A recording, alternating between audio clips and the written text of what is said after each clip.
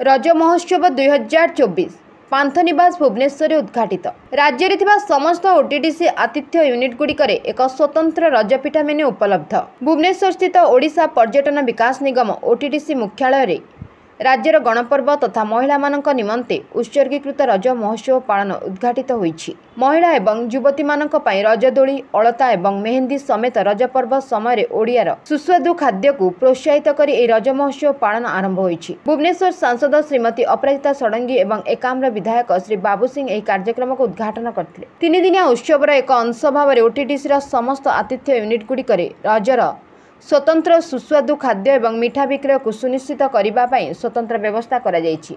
एथिसह पान्थनिवास रे पारंपरिक रजदोलीर व्यवस्था करा जायछि एवं एही पर्व अवसर रे भुवनेश्वर स्थित पान्थनिवास भ्रमण करथुवा महिला मानक हाथ को मागणा रे मेहंदी रे सजाइबा पई व्यवस्था करा जायछि। उत्सव को महनीय करबा पई रजर सुस्वादु पिठा और मिठा विक्रय पई 3टी पिठा ऑन व्हील फैन उद्घाटित होईछि एवं master canteen kid square ITR Khandagiri रे सकाळ 8टारू 12 एवं अपराह्न 4टारू 7टा पर्यंत ए भ्यान गुड़िक उपलब्ध हब। एही भ्यान गुड़िक रजपिठा एवं अन्य सुस्वादु खाद्य प्रदान करिवो।